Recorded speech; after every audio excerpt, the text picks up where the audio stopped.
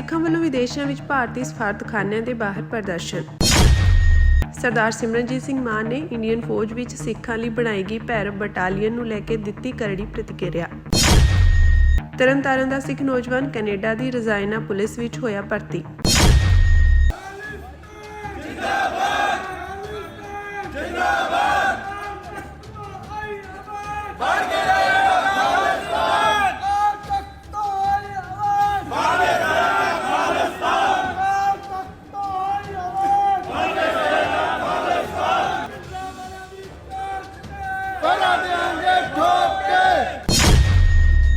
London, Italy, Canada ਦੇ Surrey, Ottawa, America, New Zealand, Australia, Germany ਸਮੇਤ ਹੋਰ ਕਈ ਦੇਸ਼ਾਂ ਵਿੱਚ ਆਜ਼ਾਦੀ ਪਸੰਦ ਸਿੱਖ ਖਾਲਿਸਤਾਨ ਪੱਖੀ ਨਾਅਰੇ ਲਗਾਉਂਦੇ ਹੋਏ ਹਿੰਦੁਸਤਾਨ ਦੇ ਸਫਾਰਤ ਘਰ ਦੇ ਬਾਹਰ ਵੱਡੀ ਗਿਣਤੀ ਵਿੱਚ ਇਕੱਠੇ ਹੋਏ ਅਤੇ ਹਿੰਦੁਸਤਾਨੀ ਹਾਈ ਕਮਿਸ਼ਨ ਦੇ ਬਾਹਰ 26 ਜਨਵਰੀ ਨੂੰ ਕਾਲਾ ਦਿਵਸ ਮਨਾਉਂਦੇ ਹੋਏ ਇਸ ਦਾ ਵੱਡੇ ਪੱਧਰ ਤੇ ਵਿਰੋਧ ਪ੍ਰਦਰਸ਼ਨ ਕੀਤਾ ਗਿਆ।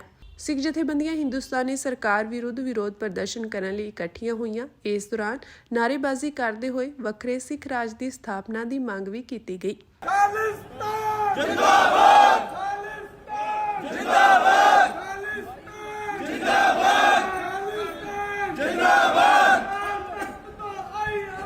ਬਾਹਰ ਕੇ ਰਹੇਗਾ ਖਾਲਿਸਤਾਨ, ਤਖਤ ਤੋਂ ਆਈ ਆਵਾਜ਼, ਖਾਲਿਸਤਾਨ। ਇਸ ਮੌਕੇ ਸਿੱਖ ਆਗੂਆਂ ਵੱਲੋਂ ਹਿੰਦੁਸਤਾਨ ਦੀਆਂ ਨੀਤੀਆਂ ਦੀ ਆਲੋਚਨਾ ਕੀਤੀ ਗਈ, ਖਾਸ ਕਰਕੇ ਪੰਜਾਬ ਵਿੱਚ ਮਨੁੱਖੀ ਅਧਿਕਾਰਾਂ ਦੀ ਉਲੰਘਣਾ ਅਤੇ ਘੱਟ ਗਿਣਤੀ ਸਮੂਹਾਂ ਨਾਲ ਦੁਰਵਿਵਹਾਰ ਦੇ ਦੋਸ਼ ਲਗਾਏ ਗਏ।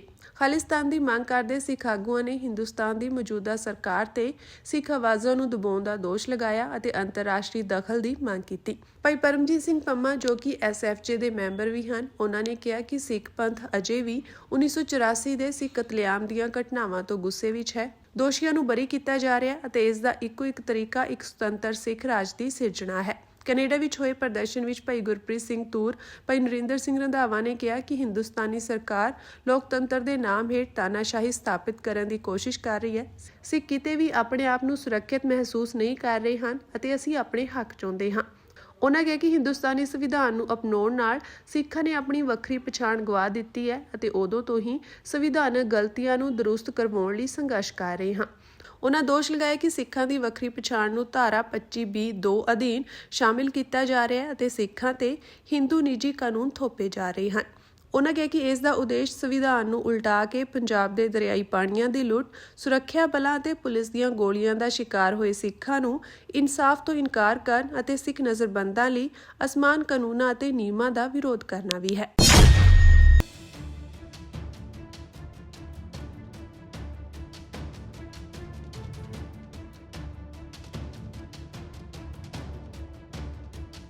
ਸ਼੍ਰੋਮਣੀ ਅਕਾਲੀ ਦਲ ਅੰਮ੍ਰਿਤਸਰ ਦੇ ਪ੍ਰਧਾਨ ਸਰਦਾਰ ਸਿਮਰਨਜੀਤ ਸਿੰਘ ਮਾਨ ਨੇ ਇੰਡੀਅਨ ਫੌਜ ਵਿੱਚ ਸਿੱਖਾਂ ਲਈ ਕਥਿਤ ਤੌਰ ਤੇ ਬਣਾਈ ਗਈ ਭੈਰਵ ਬਟਾਲੀਅਨ ਨੂੰ ਲੈ ਕੇ ਕੜੀ ਪ੍ਰਤੀਕਿਰਿਆ ਦਿੱਤੀ ਹੈ।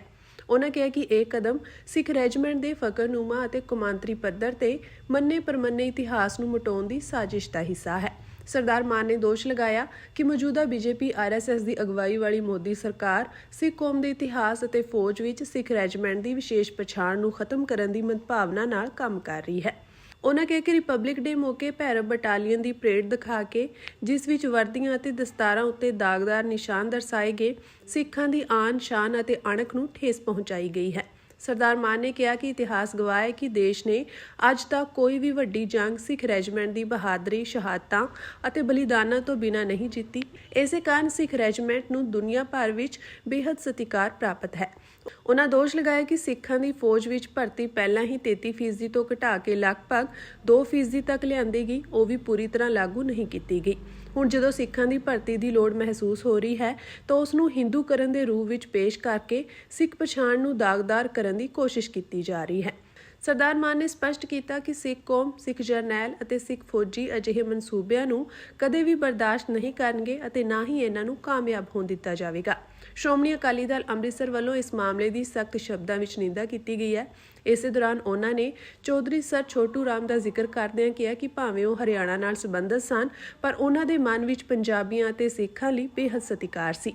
ਉਹਨਾਂ ਨੇ ਆਪਣੀ ਸਿਆਸੀ ਅਤੇ ਸਮਾਜਿਕ ਜ਼ਿੰਦਗੀ ਦੌਰਾਨ ਸਿੱਖਾਂ ਤੇ ਪੰਜਾਬੀਆਂ ਦੀ ਬਹਾਦਰੀ ਅਤੇ ਕੁਰਬਾਨੀਆਂ ਨੂੰ ਨਜ਼ਦੀਕੋਂ ਦੇਖਿਆ ਅਤੇ ਖੇਤੀਬਾੜੀ ਮੰਤਰੀ ਹੋਣ ਦੇ ਨਾਤੇ ਕਿਸਾਨਾਂ ਦੀ ਭਲਾਈ ਲਈ ਮਹੱਤਵਪੂਰਨ ਕਦਮ ਚੁੱਕੇ।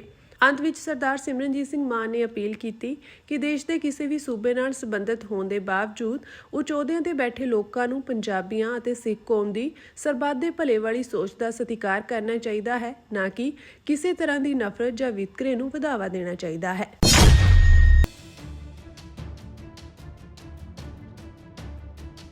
ਸਟੱਡੀ ਵੀਜ਼ਾ ਤੇ ਕੈਨੇਡਾ ਗਏ ਤਰਨਤਾਰਨ ਦੇ ਸਿੱਖ ਨੌਜਵਾਨ ਸਰਵਨੂਰ ਸਿੰਘ ਦੀ ਮਿਹਨਤ ਰੰਗ ਲਿਆਈ ਹੈ।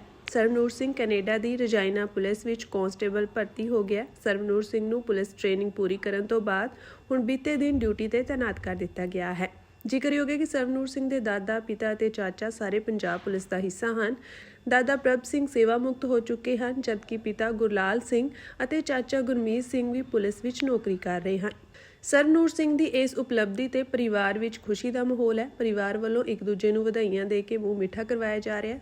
ਸਰਵਨੂਰ ਸਿੰਘ ਦੇ ਪਰਿਵਾਰਕ ਮੈਂਬਰਾਂ ਨੇ ਦੱਸਿਆ ਕਿ ਸਰਵਨੂਰ ਸਾਲ 2018 ਵਿੱਚ ਸਟੱਡੀ ਵੀਜ਼ੇ ਤੇ ਕੈਨੇਡਾ ਗਿਆ ਸੀ। ਉਸਨੇ ਆਪਣੀ ਪੜ੍ਹਾਈ ਪੂਰੀ ਕਰਨ ਉਪਰੰਤ ਵਰਕ ਪਰਮਿਟ ਮਿਲਣ ਤੇ ਕੈਨੇਡਾ ਤੋਂ ਅਮਰੀਕਾ ਵੱਲ ਨੂੰ ਟਰੱਕ ਚਲਾਉਣਾ ਸ਼ੁਰੂ ਕਰ ਦਿੱਤਾ। ਹੁਣ ਉਹ ਸਥਾਨਕ ਪੁਲਿਸ ਦਾ ਹਿੱਸਾ ਬਣ ਗਿਆ। ਪਰਿਵਾਰਕ ਮੈਂਬਰਾਂ ਨੇ ਦੱਸਿਆ ਕਿ ਉਹ ਸ਼ੁਰੂ ਤੋਂ ਹੀ ਕਸਰਤ ਤੇ ਜਿਮ ਦਾ ਸ਼ੌਕੀਨ ਸੀ। ਸਰਵਨੂਰ ਨੇ ਕਰੀਬ 6 ਸਾਲ ਟਰੱਕ ਚਲਾਉਣ ਦੇ ਨਾਲ ਆਪਣੀ ਕਸਰਤ ਤੇ ਮਿਹਨਤ ਕਰਨੀ ਜਾਰੀ ਰੱਖੀ। ਜਦੋਂ ਕਦੇ ਵੀ ਸਮਾਂ ਮਿਲਿਆ, ਉਹ ਸਮਾਂ ਉਹਨਾਂ ਆਪਣੇ ਸਰੀਰ ਨੂੰ ਦਿੱਤਾ। ਇਸ ਦੇ ਨਾਲ ਹੀ ਕੈਨੇਡਾ ਪੁਲਿਸ ਵਿੱਚ ਭਰਤੀ ਹੋਣ ਲਈ ਲੋੜ ਮੁਤਾਬਕ ਪੜ੍ਹਾਈ ਵੀ ਕਰਦਾ ਰਿਹਾ। 26 ਜਨਵਰੀ 2026 ਨੂੰ ਉਸ ਦੀ ਅਣਥੱਕ ਮਿਹਨਤ ਰੰਗ ਲਿਆਈ ਤੇ ਬਹੁਤ ਕਰੜੇ ਇਮਤਿਹਾਨ ਪਾਸ ਕਰਨ ਉਪਰੰਤ ਕੈਨੇਡਾ ਦੀ ਰਜਾਇਨਾ ਪੁਲਿਸ ਵਿੱਚ ਬੈਚ ਪਾਸ ਹੋਣ ਤੇ ਕਾਂਸਟੇਬਲ ਬਣ ਗਿਆ। ਰਜਾਇਨਾ ਪੁਲਿਸ ਦੇ ਚੀਫ ਨੇ ਕਿਹਾ ਕਿ ਇਹ ਪਹਿਲੀ ਵਾਰ ਹੋਇਆ ਕਿ ਇੱਕ ਟਰੱਕਿੰਗ ਲਾਈਨ ਦੇ ਬੰਦੇ ਨੂੰ ਅਸੀਂ ਕਾਂਸਟੇਬਲ ਭਰਤੀ ਕੀਤਾ ਹੋਵੇ। ਇਸ ਪਿੱਛੇ ਇਸ ਨੌਜਵਾਨ ਦੀ ਸਖਤ ਮਿਹਨਤ ਤੇ ਲਗਨ ਬੋਲਦੀ ਹੈ। ਪਰਿਵਾਰਕ ਮੈਂਬਰਾਂ ਨੇ ਦੱਸਿਆ ਕਿ ਸਰਵਨੂਰ ਨੂੰ ਸ਼ੁਰੂ ਤੋਂ ਹੀ ਪੁਲਿਸ ਦੀ ਨੌਕਰੀ ਕਰਨ ਦਾ ਸ਼ੌਂਕ ਸੀ, ਜੋ ਪੂਰਾ ਹੋ ਗਿਆ। ਪਰਿਵਾਰਕ ਮੈਂਬਰਾਂ ਨੇ ਕਿਹਾ ਕਿ ਸਰਵਨੂਰ ਸਿੰਘ ਦੀ ਇਸ ਉਪਲਬਧੀ ਨਾਲ ਉਹਨਾਂ ਦੇ ਪਰਿਵਾਰ ਦਾ ਸਿਰ ਉੱਚਾ ਹੋਇਆ ਹੈ। And now what happened today, I need proper investigation under the supervision of Supreme Court. Only we have the trust on Supreme Court, no other agency. All the agencies are being totally purchased. ਪੱਛਮੀ ਬੰਗਾਲ ਦੀ ਮੁੱਖ ਮੰਤਰੀ ਮਮਤਾ ਬੈਨਰਜੀ ਨੇ ਅਜੀਤ ਪਵਾਰ ਦੀ ਮੌਤ ਵਾਲੇ ਜਹਾਜ਼ ਹਾਦਸੇ ਦੀ supreme court ਦੀ ਨਿਗਰਾਨੀ ਹੇਠ ਜਾਂਚ ਦੀ ਮੰਗ ਕੀਤੀ ਹੈ।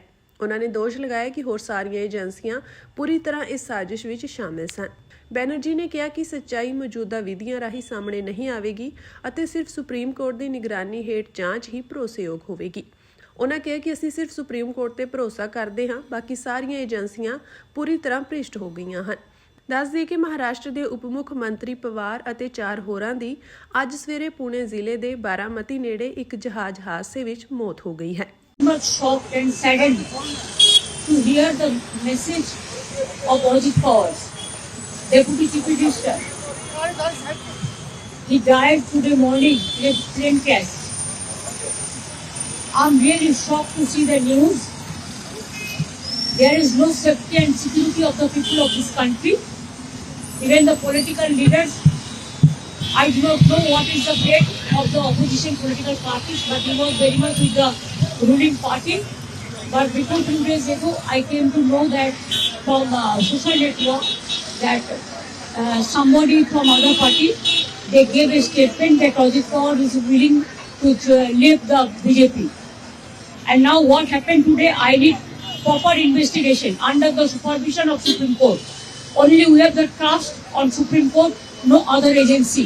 All the agencies are being totally purchased. And really it's a great loss for the country.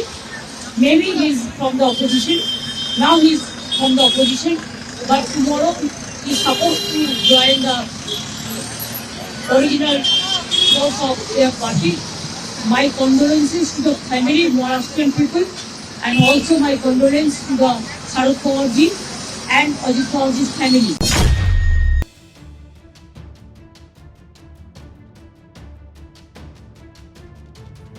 Punjab ਅਤੇ ਹਰਿਆਣਾ ਹਾਈ ਕੋਰਟ ਨੇ ਗੈਂਗਸਟਰ ਲਾਰੈਂਸ ਬਿਸ਼ਨੋਈ ਦੇ ਕਥਿਤ ਇੰਟਰਵਿਊ ਤੋਂ ਬਾਅਦ ਸੂਬੇ ਵਿੱਚ ਅਪਰਾਧਿਕ ਸਥਿਤੀ ਦਾ ਗੰਭੀਰ ਨੋਟਿਸ ਲੈਂਦਿਆਂ ਪੰਜਾਬ ਪੁਲਿਸ ਮੁਖੀ ਨੂੰ ਸਖਤ ਹਦਾਇਤਾਂ ਜਾਰੀ ਕੀਤੀਆਂ ਹਨ। ਹਾਈ ਕੋਰਟ ਨੇ ਪੰਜਾਬ ਪੁਲਿਸ ਦੇ ਡਾਇਰੈਕਟਰ ਜਨਰਲ DGP ਪੰਜਾਬ ਨੂੰ ਇੱਕ ਹਫ਼ਤੇ ਦੇ ਅੰਦਰ ਇੱਕ ਵਿਸਥਾਰਤ ਹਲਫਨਾਮਾ ਦਾਇਰ ਕਰਨ ਦਾ ਹੁਕਮ ਦਿੱਤਾ ਹੈ ਤਾਂ ਜੋ ਇਹ ਸਪਸ਼ਟ ਕੀਤਾ ਜਾ ਸਕੇ ਕਿ ਇੰਟਰਵਿਊਆਂ ਦੇ ਸਾਹਮਣੇ ਆਉਣ ਤੋਂ ਬਾਅਦ ਗੋਲੀਬਾਰੀ ਅਤੇ ਕਤਲ ਵਰਗੇ ਗੰਭੀਰ ਅਪਰਾਧਾਂ ਵਿੱਚ ਸ਼ਾਮਿਲ ਕਿੰਨੇ ਅਪਰਾਧੀਆਂ ਦੀ ਪਛਾਣ ਕੀਤੀ ਗਈ ਹੈ। ਅਦਾਲਤ ਨੇ ਵੀ ਪੁੱਛਿਆ ਕਿ ਇਨ੍ਹਾਂ ਵਿੱਚੋਂ ਕਿੰਨੇ ਪਛਾਣੇ ਗਏ ਅਪਰਾਧੀਆਂ ਨੂੰ ਹੁਣ ਤੱਕ ਗ੍ਰਿਫਤਾਰ ਕੀਤਾ ਗਿਆ ਜਾਂ ਐਨਕਾਊਂਟਰ ਵਿੱਚ ਬੇਅਸਰ ਕਰ ਦਿੱਤਾ ਗਿਆ। ਅਤੇ ਕਿੰਨੇ ਅਜੇ ਵੀ ਫਰਾਰ ਹਨ। ਹਾਈਕੋਰਟ ਨੇ ਸਪਸ਼ਟ ਕੀਤਾ ਹੈ ਕਿ ਸਿਰਫ ਪਛਾਣ ਹੀ ਕਾਫੀ ਨਹੀਂ ਹੈ, ਸਗੋਂ ਠੋਸ ਕਾਰਵਾਈ ਅਤੇ ਇਸ ਦੇ ਨਤੀਜੇ ਵੀ ਰਿਕਾਰਡ ਤੇ ਲਿਆਉਣੇ ਚਾਹੀਦੇ ਹਨ। ਹਾਈਕੋਰਟ ਨੇ ਡੀਜੀਪੀ ਨੂੰ ਇਹ ਵੀ ਜਾਣਕਾਰੀ ਦੇਣ ਦੇ ਨਿਰਦੇਸ਼ ਦਿੱਤੇ ਹਨ ਕਿ ਸੋਸ਼ਲ ਮੀਡੀਆ ਪਲੇਟਫਾਰਮਾਂ ਤੋਂ ਹੁਣ ਤੱਕ ਕਿੰਨੇ ਵੀਡੀਓ ਅਤੇ ਗਾਣੇ ਹਟਾਏ ਗਏ ਹਨ ਜੋ ਗੈਂਗਸਟਰਾਂ ਦੀ ਵਡਿਆਈ ਕਰਦੇ ਹਨ ਜਾਂ ਨੌਜਵਾਨਾਂ ਨੂੰ ਅਪਰਾਧ ਵੱਲ ਆਕਰਸ਼ਿਤ ਕਰਦੇ ਹਨ। ਅਦਾਲਤ ਨੇ ਮੰਨਿਆ ਹੈ ਕਿ ਅਜਿਹੀ ਸਮੱਗਰੀ ਸਮਾਜ ਵਿੱਚ ਡਰ ਦਾ ਮਾਹੌਲ ਪੈਦਾ ਕਰਦੀ ਹੈ ਅਤੇ ਅਪਰਾਧ ਨੂੰ ਉਤਸ਼ਾਹਿਤ ਕਰਦੀ ਹੈ, ਜਿਸ ਨੂੰ ਕਿਸੇ ਵੀ ਹਾਲਤ ਵਿੱਚ ਬਰਦਾਸ਼ਤ ਨਹੀਂ ਕੀਤਾ ਜਾ ਸਕਦਾ। ਇਸ ਦੇ ਨਾਲ ਹੀ ਅਦਾਲਤ ਨੇ ਸੂਬੇ ਵਿੱਚ ਅਮਨ ਕਾਨੂੰਨ ਦੀ ਸਥਿਤੀ ਨੂੰ ਸੁਧਾਰਨ ਲਈ ਚੁੱਕੇ ਗਏ ਕਦਮਾਂ ਦਾ ਪੂਰਾ ਵੇਰਵਾ ਵੀ ਮੰਗਿਆ ਹੈ। ਡੀਜੀਪੀ ਨੂੰ ਦੱਸਣਾ ਹੋਵੇਗਾ ਕਿ ਅਪਰਾਧਾਂ ਨੂੰ ਨੱਥ ਪਾਉਣ, ਗੈਂਗ ਨੈਟਵਰਕ ਨੂੰ ਤੋੜਨ ਅਤੇ ਆਮ ਲੋਕਾਂ ਵਿੱਚ ਸੁਰੱਖਿਆ ਦਾ ਭਰੋਸਾ ਪੈਦਾ ਕਰਨ ਲਈ ਹੁਣ ਤੱਕ ਕੀ ਕਦਮ ਚੁੱਕੇ ਗਏ ਹਨ ਅਤੇ ਭਵਿੱਖ ਦੀ ਕਾਰਵਾਈ ਦੀ ਕੀ ਯੋਜਨਾ ਹੈ। ਹਾਈਕੋਰਟ ਨੇ ਫਿਰੌਤੀ ਨਾਲ ਸੰਬੰਧਿਤ ਕੇਸਾਂ ਤੇ ਵੀ ਵਿਸ਼ੇਸ਼ ਧਿਆਨ ਦਿੱਤਾ ਹੈ। ਹੁਕਮਾਂ ਵਿੱਚ ਕਿਹਾ ਗਿਆ ਹੈ ਕਿ ਪੰਜਾਬ ਪੁਲਿਸ ਨੂੰ ਇਹ ਅੰਕੜਾ ਦੇਣਾ ਚਾਹੀਦਾ ਹੈ ਕਿ ਅਪਰਾਧੀਆਂ ਤੋਂ ਹੁਣ ਤੱਕ ਕਿੰਨੀ ਫਿਰੌਤੀ ਦੀ ਰਕਮ ਬਰਾਮਦ ਕੀਤੀ ਗਈ ਹੈ ਅਤੇ ਉਸ ਪੈਸੇ ਦੇ ਲੈਣ ਦੇਣ ਦਾ ਪਤਾ ਲਗਾਉਣ ਲਈ ਕੀ ਕਾਰਵਾਈ ਕੀਤੀ ਗਈ ਹੈ। ਅਦਾਲਤ ਨੇ ਸਪਸ਼ਟ ਕੀਤਾ ਕਿ ਨਾ ਸਿਰਫ ਪੈਸੇ ਦੀ ਵਸੂਲੀ ਕਰਨਾ, ਸਗੋਂ ਇਸ ਦੇ ਸਰੋਤ ਅਤੇ ਨੈਟਵਰਕ ਦਾ ਪਰਦਾਫਾਸ਼ ਕਰਨਾ ਵੀ ਬਰਾਬਰ ਜ਼ਰੂਰੀ ਹੈ। ਹਾਈਕੋਰਟ ਨੇ ਜਨਤਕ ਸੁਰੱਖਿਆ ਦੇ ਮੱਦੇਨਜ਼ਰ ਡੀਜੀਪੀ ਨੂੰ ਸੰਵੇਦਨਸ਼ੀਲ ਸ਼ਹਿਰੀ ਖੇਤਰਾਂ ਵਿੱਚ ਪੁਲਿਸ ਗਸ਼ਤ ਵਧਾਉਣ ਦੇ ਵੀ ਨਿਰਦੇਸ਼ ਦਿੱਤੇ ਹਨ। ਇਸ ਤੋਂ ਇਲਾਵਾ ਅਪਰਾਧ ਪ੍ਰਭਾਵਿਤ ਖੇਤਰਾਂ ਵਿੱਚ ਸੀਸੀਟੀਵੀ ਕੈਮਰੇ ਲਗਾਉਣ ਲਈ ਠੋਸ ਪ੍ਰਬੰਧ ਕੀਤੇ ਗਏ ਹਨ ਤਾਂ ਜੋ ਅਪਰਾਧਾਂ ਤੇ ਨਜ਼ਰ ਰੱਖੀ ਜਾ ਸਕੇ ਅਤੇ ਸਮੇਂ ਸਿਰ ਕਾਰਵਾਈ ਕੀਤੀ ਜਾ ਸਕੇ। ਹਾਈਕੋਰਟ ਨੇ ਸੰਕੇਤ ਦਿੱਤਾ ਕਿ ਮਾਮਲੇ ਦੀ ਅਗਲੀ ਸੁਣਵਾਈ ਦੌਰਾਨ ਹਲਫਨਾਮੇ ਦੀ ਬਾਰੀਕੀ ਨਾਲ ਸਮੀਖਿਆ ਕੀਤੀ ਜਾਵੇਗੀ ਅਤੇ ਜੇਕਰ ਕਾਰਵਾਈ ਤਸੱਲੀਬਖਸ਼ ਨਾ ਪਾਈ ਗਈ ਤਾਂ ਹੋਰ ਸਖਤ ਕਦਮ ਚੁੱਕੇ ਜਾ ਸਕਦੇ ਹਨ। ਇੱਥੋਂ ਪਤਾ ਲੱਗਦਾ ਹੈ ਕਿ ਪਿਛਲੇ 70-75 ਸਾਲਾਂ ਦੇ ਵਿੱਚ ਪੰਜਾਬ ਦੇ ਅੰਦਰ ਕਾਂਗਰਸ ਨੇ ਸਰਕਾਰਾਂ ਬਣਾਉਣ ਦੇ ਲਈ ਸ਼ਾਇਦ ਇਹੋ ਜਿਹੇ ਪਲਾਨਾਂ ਨੂੰ ਜਿਹੜਾ ਉਹ ਇੰਜ਼ਾਮ ਦਿੱਤਾ ਹੋਵੇਗਾ, ਜਿਸ ਕਾਰਨ ਪੰਜਾਬ ਦਾ ਮਾਹੌਲ ਵਿਗੜਿਆ। ਪੰਜਾਬ ਦੇ ਵਿੱਚ ਨਸਲਕੁਸ਼ੀ ਸਿੱਖਾਂ ਦੀ ਜਿਹੜੀ ਆ ਉਹ ਗਿਣ ਮਿਥ ਕੇ ਕੀਤੀ ਗਈ ਔਰ ਇਹਦੀ ਪ੍ਰੋਪਰ ਜਿਹੜੀ ਆ ਉਹ ਜਾਂਚ ਹੋਣੀ ਚਾਹੀਦੀ ਹੈ ਵੀ ਪੰਜਾਬ ਦੇ ਵਿੱਚ ਇਹੋ ਜਿਹੇ ਕਿਹੜੇ ਅਫਸਰ ਰਹੇ ਨੇ ਜਿਹੜੇ ਕਾਂਗਰਸ ਦੀਆਂ ਸਰਕਾਰਾਂ ਬਣਾਉਣ ਦੇ ਲਈ ਰੇਲਾਂ ਦੇ ਵਿੱਚ ਜਾਂ ਬਾਜ਼ਾਰਾਂ ਦੇ ਵਿੱਚ ਜਿਹੜੇ ਆ ਉਹ ਬੰਬ ਧਮਾਕੇ ਕਰਾਉਣ ਲਈ ਵੀ ਜਿਹੜੇ ਆ ਉਹ ਤਿਆਰ ਹੋ ਜਾਇਆ ਕਰਦੇ। ਬਹੁਤ ਖਤਰਨਾਕ ਬਿਆਨ ਹੈ। ਗਿਆਨੀ ਹਰਪ੍ਰੀਤ ਸਿੰਘ ਨੇ ਬੀਬੀ ਰਜਿੰਦਰ ਕੌਰ ਭੱਠਲ ਦੇ ਬਿਆਨ ਉੱਤੇ ਕਿਹਾ ਕਿ ਕੀ ਸਰਕਾਰਾਂ ਬਣਾਉਣ ਦੇ ਲਈ ਬੰਬ ਧਮਾਕੇ ਕਰਵਾਏ ਜਾਂਦੇ ਹਨ। ਉਹਨਾਂ ਨੇ ਸਵਾਲ ਕੀਤਾ ਕਿ ਬੀਬੀ ਦੇ ਬਿਆਨ ਦੇ ਕੀ ਮਾਇਨੇ ਹਨ। ਗਿਆਨੀ ਹਰਪ੍ਰੀਤ ਸਿੰਘ ਨੇ ਕਿਹਾ ਕਿ ਬੜੀ ਹੈਰਾਨੀ ਦੀ ਗੱਲ ਹੈ ਕਿ ਪਿਛਲੇ 70 ਸਾਲਾਂ ਤੋਂ ਪੰਜਾਬ ਵਿੱਚ ਐਵੇਂ ਸਰਕਾਰ ਬਣਾਈ ਜਾਂਦੀ ਹੈ। ਦੱਸਦੇ ਕਿ ਬੀਤੇ ਦਿਨੀ ਬੀਬੀ ਰਜਿੰਦਰ ਕੌਰ ਭੱਠਲ ਨੇ ਦਾਅਵਾ ਕੀਤਾ ਸੀ ਕਿ ਅਫਸਰਾਂ ਨੇ ਸਰਕਾਰ ਬਣਾਉਣ ਦੇ ਲਈ ਬੰਬ ਧਮਾਕੇ ਦੀ ਸਲਾਹ ਦਿੱਤੀ ਸੀ। SYL ਦੇ ਮੁੱਦੇ ਉੱਤੇ ਗਿਆਨੀ ਹਰਪ੍ਰੀਤ ਸਿੰਘ ਨੇ ਵੱਡਾ ਬਿਆਨ ਦਿੱਤਾ। ਉਹਨਾਂ ਨੇ ਕਿਹਾ ਕਿ ਹਾਲੇ ਵੀ SYL ਦੇ ਮਸਲੇ ਉੱਤੇ ਕੋਈ ਹੱਲ ਨਹੀਂ ਕੱਢਿਆ ਗਿਆ। ਪਿਛਲੀਆਂ ਸਰਕਾਰਾਂ ਵਾਂਗ ਹੁਣ ਵੀ ਪਾਣੀਆਂ ਦਾ ਰਾਹ ਪੱਧਰਾ ਨਹੀਂ ਹੋ ਰਿਹਾ। ਦੋਹਾਂ ਮੁੱਖ ਮੰਤਰੀਆਂ ਦੀ ਮੀਟਿੰਗ ਹੋਈ। ਉਹਨਾਂ ਕਿਹਾ ਕਿ SYL ਦੇ ਮੁੱਦੇ ਨੂੰ ਇੰਨੇ ਸਾਲਾਂ ਤੋਂ ਲਮਕਾਇਆ ਜਾ ਰਿਹਾ ਹੈ। ਅੱਜ ਇੱਕ ਕਾਂਗਰਸ ਦੇ ਬੜੇ ਵੱਡੇ ਲੀਡਰ ਹੈ ਬੀਬੀ ਰਜਿੰਦਰ ਕੌਰ ਜੀ ਭੱਠਲ, ਉਹਨਾਂ ਦਾ ਇੱਕ ਬਿਆਨ ਸੁਣਿਆ, ਬੜਾ ਹੈਰਾਨ ਕਰ ਦੇਣ ਵਾਲਾ ਬਿਆਨ ਹੈ। ਉਹਨਾਂ ਨੇ ਕਿਹਾ ਕਿ ਜਦੋਂ ਅਸੀਂ ਦੂਸਰੀ ਵਾਰ ਸਰਕਾਰ ਬਣਾਉਣ ਜਾ ਰਹੇ ਸੀ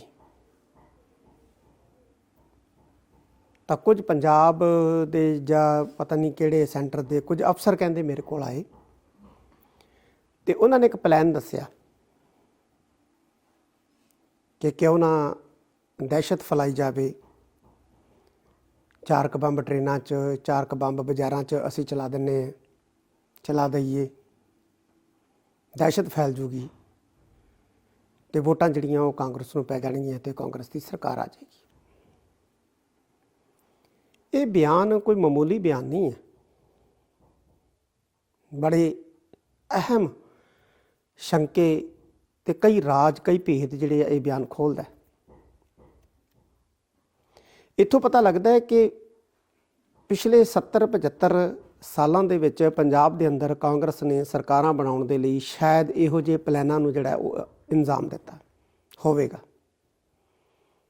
ਜਿਸ ਕਾਰਨ ਪੰਜਾਬ ਦਾ ਮਾਹੌਲ ਵਿਗੜਿਆ। ਪੰਜਾਬ ਦੇ ਵਿੱਚ ਨਸਲਕੁਸ਼ੀ ਸਿੱਖਾਂ ਦੀ ਜਿਹੜੀ ਆ ਉਹ ਗਿਣ ਮਿਥ ਕੇ ਕੀਤੀ ਗਈ ਔਰ ਇਹਦੀ ਪ੍ਰੋਪਰ ਜਿਹੜੀ ਆ ਉਹ ਜਾਂਚ ਹੋਣੀ ਚਾਹੀਦੀ ਹੈ ਵੀ ਪੰਜਾਬ ਦੇ ਵਿੱਚ ਇਹੋ ਜਿਹੇ ਕਿਹੜੇ ਅਫਸਰ ਰਹੇ ਨੇ ਜਿਹੜੇ ਕਾਂਗਰਸ ਦੀਆਂ ਸਰਕਾਰਾਂ ਬਣਾਉਣ ਦੇ ਲਈ ਰੇਲਾਂ ਦੇ ਵਿੱਚ ਜਾਂ ਬਾਜ਼ਾਰਾਂ ਦੇ ਵਿੱਚ ਜਿਹੜੇ ਆ ਉਹ ਬੰਬ ਧਮਾਕੇ ਕਰਾਉਣ ਲਈ ਵੀ ਜਿਹੜੇ ਆ ਉਹ ਤਿਆਰ ਹੋ ਜਾਇਆ ਕਰਦੇ ਸੀ। ਬਹੁਤ ਖਤਰਨਾਕ ਬਿਆਨ ਹੈ।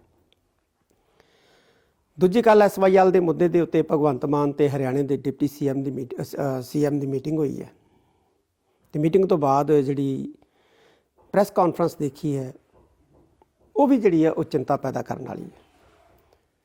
ਸਾਡੇ ਮੁੱਖ ਮੰਤਰੀ ਸਾਹਿਬ ਨੇ ਭਾਈ ਕਨ੍ਹਈਆ ਜੀ ਦੀ ਉਦਾਹਰਣ ਦਿੱਤੀ ਹੈ ਕਿ ਭਾਈ ਕਨ੍ਹਈਆ ਜੀ ਨੇ ਵੀ ਪਾਣੀ ਪਿਲਾਇਆ ਸੀ। ਭਾਈ ਕਨ੍ਹਈਆ ਜੀ ਨੇ ਦੁਖਿਆਰਿਆਂ ਨੂੰ ਪਾਣੀ ਪਿਆਇਆ ਸੀ, ਜੰਗ ਦੇ ਵਿੱਚ ਜ਼ਖਮੀ ਹੋਇਆਂ ਨੂੰ ਪਾਣੀ ਪਿਆਇਆ ਸੀ, ਤੇ ਭਾਈ ਕਨ੍ਹਈਆ ਜੀ ਦੇ ਕੋਲ ਪਾਣੀ ਦੀ ਕੋਈ ਕਮੀ ਵੀ ਨਹੀਂ ਸੀ। ਔਰ ਭਾਈ ਕਨ੍ਹਈਆ ਜੀ ਦੀ ਜਿਹੜੀ ਉਦਾਹਰਣ ਹੈ ਇਤਿਹਾਸ ਦੇ ਵਿੱਚ ਸਾਨੂੰ ਮਿਲਦੀ, ਉਹਨੂੰ ਆਧਾਰ ਬਣਾ ਕੇ ਪੰਜਾਬ ਦੇ ਪਾਣੀਆਂ ਦੀ ਲੁੱਟ ਲਈ ਜਿਹੜਾ ਹੈ ਉਹ ਰਾਹ ਪੱਧਰਾ ਕੀਤਾ ਜਾ ਰਿਹਾ। ਇਹ ਕਹਿਣਾ ਚਾਹੀਦਾ ਸੀ ਕਿ ਪੰਜਾਬ ਕੋਲ ਆਪਣੇ ਹਿੱਸੇ ਦਾ ਆਪਣੇ ਜੋਗਾ ਪਾਣੀ ਨਹੀਂ ਹੈ। ਪੰਜਾਬ ਜੇ ਆਪਣੀਆਂ ਜ਼ਰੂਰਤਾਂ ਪੂਰੀਆਂ ਕਰਨ ਜੋਗਾ ਪਾਣੀ ਜਿਹੜਾ ਪਹਿਲਾਂ ਪ੍ਰਾਪਤ ਕਰੇਗਾ, ਤੇ ਫਿਰ ਜੇ ਬਚਦਾ ਪਾਣੀ ਹੈ ਤੇ ਉਹ ਦੇਗਾ ਤੇ ਉਹਦੀ ਵੀ ਰਾਇਲਟੀ ਲਏਗਾ, ਕਿਉਂਕਿ ਪੰਜਾਬ ਰਿਪੈਰੀਅਨ ਰਾਜ ਹੈ। ਜਦੋਂ ਵੀ ਹੜ੍ਹ ਆਉਂਦੇ ਆ ਪੰਜਾਬ ਉਹਦੀ ਮਾਰ ਚੱਲਦਾ ਹੈ। ਆ ਪਿੱਛੇ ਜਿਹੜੀ ਹੈ 2025 ਦੇ ਵਿੱਚ ਹੜ੍ਹਾਂ ਦੇ ਕਾਰਨ ਪੰਜਾਬ ਨੇ ਕਿੰਨੀ ਮਾਰ ਚੱਲੀ ਹੈ, ਕਿੰਨਾ ਨੁਕਸਾਨ ਚੱਲਿਆ। ਸਾਡੇ ਸੀਐਮ ਸਾਹਿਬ ਨੂੰ ਇਹ ਗੱਲਾਂ ਕਰਨੀਆਂ ਚਾਹੀਦੀਆਂ ਸੀ ਕਿ ਪੰਜਾਬ ਰਿਪੈਰੀਅਨ ਰਾਜ ਹੋਣ ਕਾਰਨ ਪਾਣੀਆਂ ਦੇ ਉੱਤੇ ਅਧਿਕਾਰ ਰੱਖਦਾ ਹੈ, ਔਰ ਇਹ ਅਧਿਕਾਰ ਜਿਹੜਾ ਹੈ ਉਹ ਕਿਸੇ ਵੀ ਕੀਮਤ ਦੇ ਉੱਤੇ ਖੋਇਆ ਨਹੀਂ ਜਾਣਾ ਚਾਹੀਦਾ। ਇਤਿਹਾਸ ਦੀਆਂ ਉਦਾਹਰਣਾਂ ਦੇ ਕੇ ਉਹ ਵੀ ਗਲਤ ਢੰਗ ਦੇ ਨਾਲ ਪੰਜਾਬ ਦੇ ਪਾਣੀਆਂ ਦੀ ਲੁੱਟ ਜਿਹੜੀ ਹੈ ਇਹ ਬਰਦਾਸ਼ਤ ਨਹੀਂ ਕੀਤੀ ਜਾਏਗੀ। ਇਹ ਵੀ ਪਤਾ ਲੱਗਿਆ ਕਿ ਅਗਲੇ ਮਹੀਨੇ ਪੰਜਾਬ ਦੇ ਵਿੱਚ ਪ੍ਰਧਾਨ ਮੰਤਰੀ ਆ ਰਹੇ ਨੇ। ਬੜੀ ਚੰਗੀ ਗੱਲ ਹੈ। ਕਿਸੇ ਸਮਾਗਮ ਦੇ ਵਿੱਚ ਆ ਰਹੇ ਨੇ, ਸਮਾਗਮ ਦੇ ਵਿੱਚ ਚਲੋ ਕੋਈ ਸੱਦਦਾ ਹੈ ਤੇ ਆਇਆ ਜਾਂਦਾ ਹੈ, ਆਉਂਦੇ ਨੇ। ਪਰ ਪੰਜਾਬ ਦੇ ਵਿੱਚ ਪੰਜਾਬ ਦੇ ਮਸਲਿਆਂ ਲਈ ਵੀ PM ਸਾਹਿਬ ਕੁਝ ਨਾ ਕੁਝ ਐਲਾਨ ਕਰਕੇ ਜਾਣ, ਪੰਜਾਬ ਨੂੰ ਰਾਹਤ ਮਿਲੇ, ਪੰਜਾਬ ਨੂੰ ਸੌਖਾ ਸਾਹ ਆਵੇ। ਵਾਹਿਗੁਰੂ ਜੀ ਕਾ ਖਾਲਸਾ, ਵਾਹਿਗੁਰੂ ਜੀ ਕੀ ਫਤਿਹ।